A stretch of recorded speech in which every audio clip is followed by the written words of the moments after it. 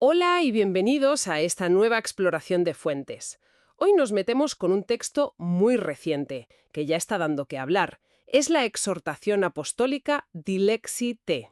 Eso es, del Papa León XIV con fecha del 4 de octubre de 2025. Sí, y sigue una línea muy marcada ya por Francisco, ¿no?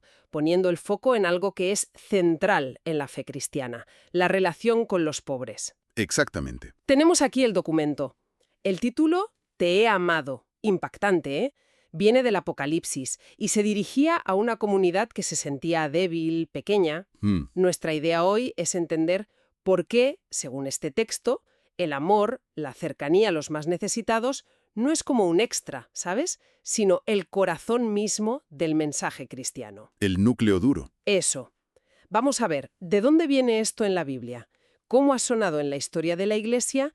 ¿Y por qué sigue siendo un desafío tan actual? Exacto.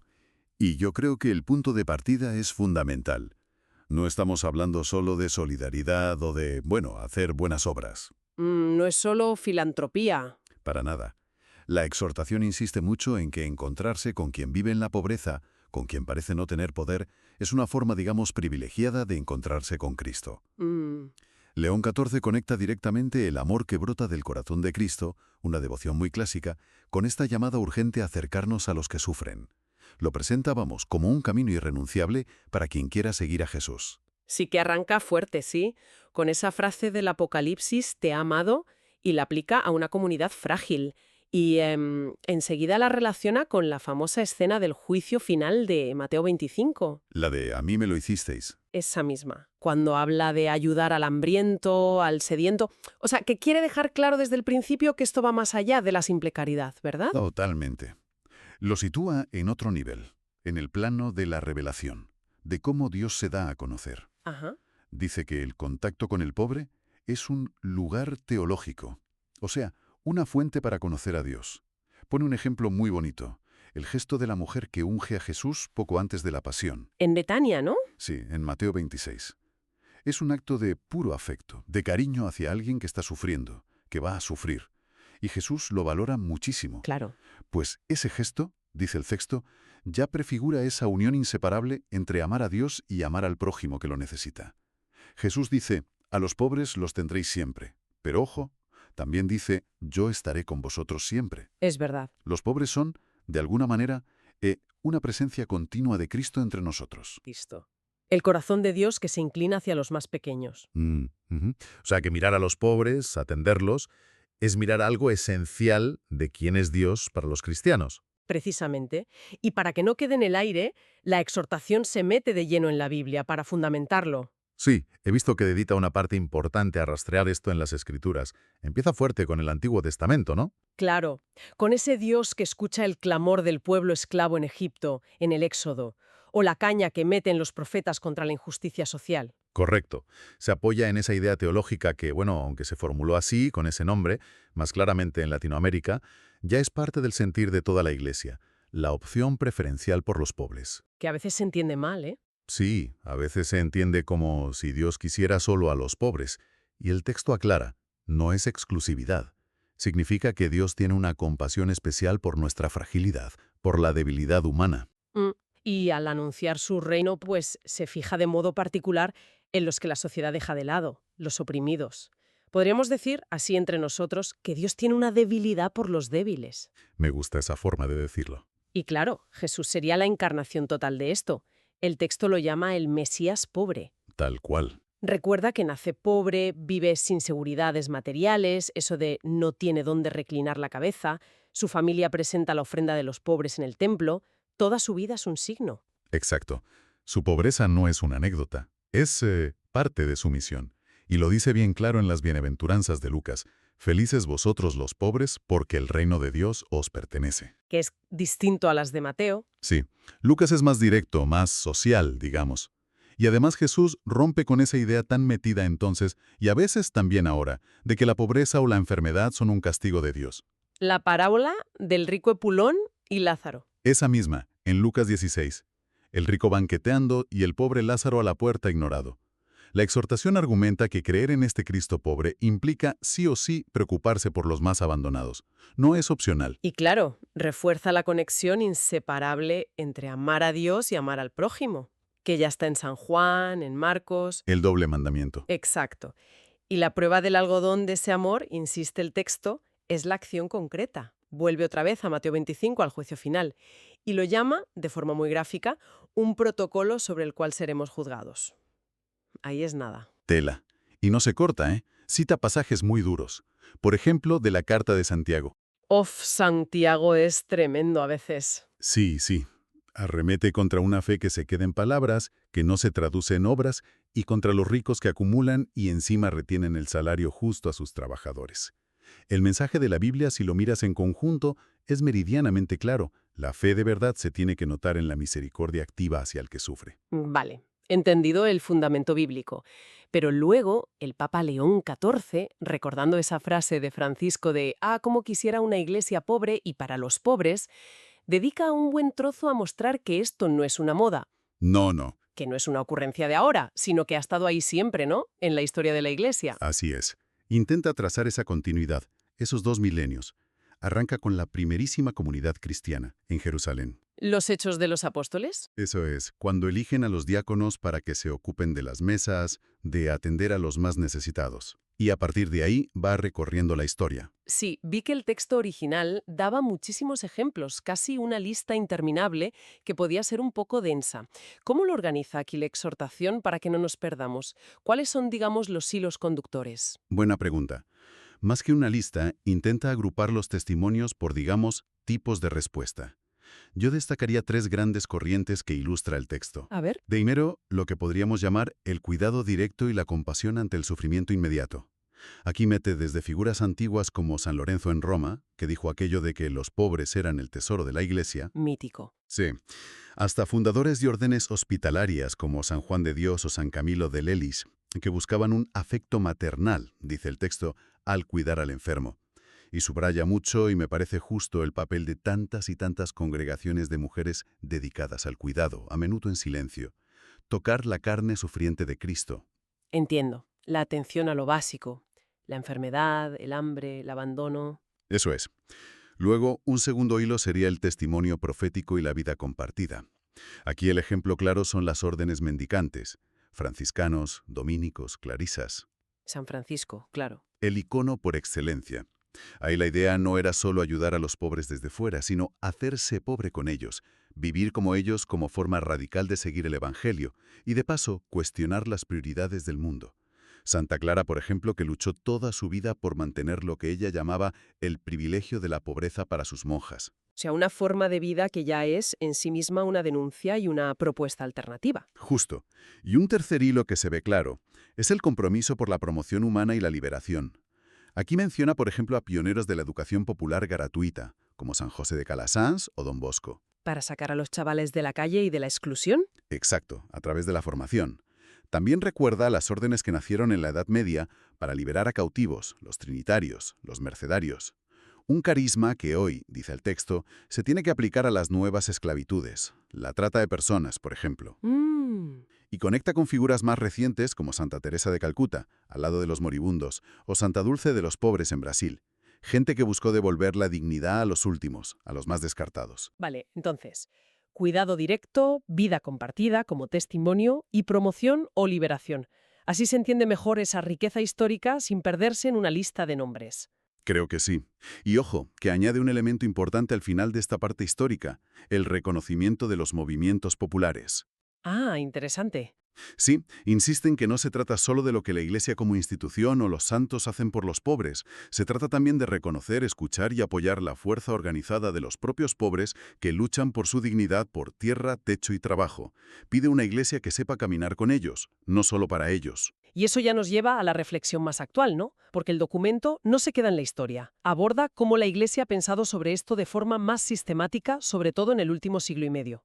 La famosa doctrina social de la Iglesia. Sí, menciona algunos hitos clave.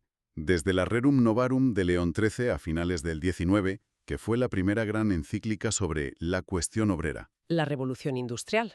Claro, pasando por Juan 23 y su Mater Magistra sobre la justicia a nivel global, hasta el Concilio Vaticano II. Recuerda que Juan 23, al empezar el concilio, habló de la Iglesia de los pobres, y la Constitución Gaudium et Spes puso sobre la mesa principios como el destino universal de los bienes o la función social de la propiedad.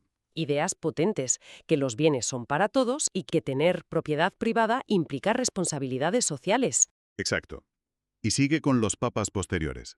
Pablo VI, Juan Pablo II, que fue quien consolidó esa expresión de la opción preferencial por los pobres en el magisterio oficial, Benedicto XVI, que conectó mucho caridad y justicia, y por supuesto Francisco.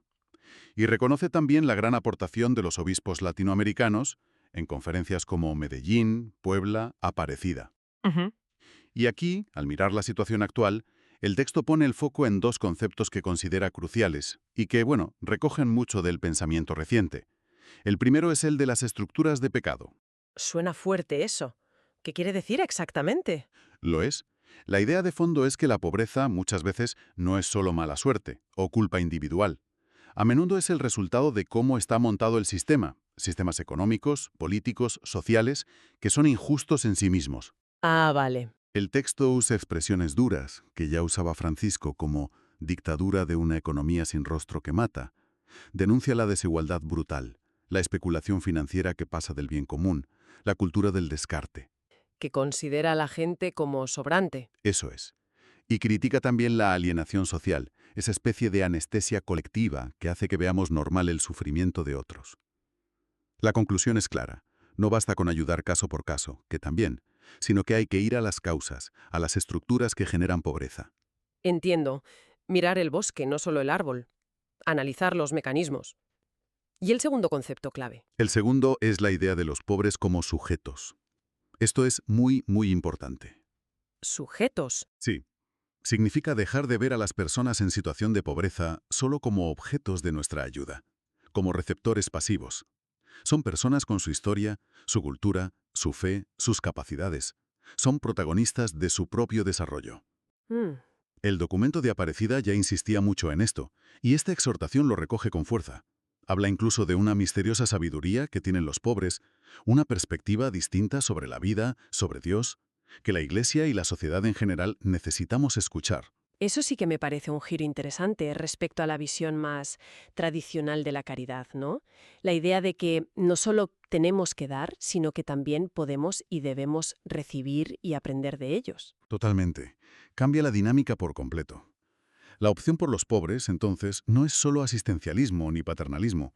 Exige cercanía de verdad, escucha atenta, caminar al lado y estar dispuestos a que nos enseñen, a dejarnos interpelar por su experiencia de vida, que a menudo está marcada por el sufrimiento, sí, pero también por una resiliencia y una fe que sorprenden. Y con todo esto sobre la mesa, la Biblia, la historia, el análisis de ahora, ¿cómo cierra la exhortación? ¿Cuál es la llamada final que nos hace? Pues vuelve a la interpelación personal, a la urgencia de la acción concreta de cada uno. Recupera la parábola del buen samaritano, Claro, el que se para. el que ve al herido en el camino y se detiene, a diferencia del sacerdote y el levita que pasan de largo. Y lanza la pregunta a bocajarro: ¿con quién te identificas tú? Es una crítica directa a la indiferencia, a la tentación tan humana de mirar para otro lado. Una indiferencia que puede tener muchas caras, supongo, muchas excusas. Sí, y advierte contra una fe que se queda en lo espiritual, digamos, desencarnada, que no se mancha las manos. Cita a padres de la Iglesia, como San Gregorio Magno, que ya alertaba contra el peligro de despreciar a los pobres o de sentirnos muy seguros y autosuficientes en nuestro bienestar. Mm. El texto insiste en que los pobres nos evangelizan, nos anuncian el Evangelio de una forma particular, nos recuerdan nuestra propia fragilidad, nuestra dependencia de Dios y de los demás. Acercarse a ellos, dice, es tocar la carne de Cristo. Y deja claro que este compromiso no es algo opcional, ¿no? Ni algo que podamos delegar tranquilamente en otros. Exacto. Insiste en que el compromiso por la justicia social y la atención, también espiritual, a los pobres no es tarea solo de especialistas, de ONGs o del Estado. Es parte de la vida cristiana normal de todos. Y critica lo que llama la mundanidad espiritual. ¿Qué es eso? Pues esas justificaciones, a veces muy piadosas o muy ideológicas, que usamos para no tener que encontrarnos de verdad con el que sufre, para evitar el compromiso personal. Ya. Y en este contexto de acción personal, ¿cómo trata el tema de la limosna? Que a veces se critica, ¿no? Como un parche que no soluciona nada de fondo. Es un punto interesante, sí, y lo trata con matices. A ver, la exhortación reconoce clarísimamente que la solución estructural, la que va a la raíz, es crear condiciones de trabajo digno para todos. La justicia social es prioritaria, sin duda. Vale. Pero al mismo tiempo defiende que la limosna, el gesto de dar algo propio directamente a quien te pide ayuda, sigue teniendo valor, no como un sustituto de la justicia, claro está. Sino como... Como un gesto de encuentro personal, un acto de pietas, esa mezcla de compasión y respeto. Una forma de tocar la realidad concreta del otro que sufre aquí y ahora. O sea, no resuelve el problema global de la pobreza, pero sí tiene un significado en la relación directa, de persona a persona. Eso es lo que argumenta. Dice que ese gesto, aunque sea pequeño, toca la carne sufriente y puede ser transformador, tanto para el que da como para el que recibe. Es un acto de amor concreto, inmediato. Incluso cita a San Juan Crisóstomo, que decía algo así como: «La limosna es el ala de la oración». Qué bonito.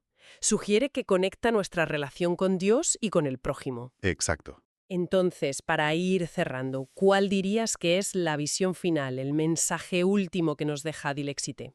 Pues termina con una llamada a un amor cristiano que sea sin límites, que sea profético, que no se resigne ante las dificultades, que busque siempre ir más allá, superar barreras, alcanzar lo que parece imposible. El objetivo último, dice, es que cada persona que se siente pobre, excluida, insignificante, pueda sentir en su interior esas palabras de Jesús que dan título a todo el documento: «Yo te he amado». Pues sí, hemos recorrido las ideas centrales de esta exhortación apostólica Dil-Éxite y el mensaje es rotundo, ¿eh? No se puede separar el amor a Dios del amor concreto, práctico, comprometido con las personas que sufren pobreza o exclusión. ¿Queda clarísimo? No lo presenta como una opción más dentro de la fe, sino como algo constitutivo, esencial, algo que ha estado ahí siempre, con sus más y sus menos a lo largo de la historia, y que hoy nos interpela con una fuerza tremenda. Exige las dos cosas: luchar por estructuras más justas y, a la vez, la valentía del encuentro cercano, personal.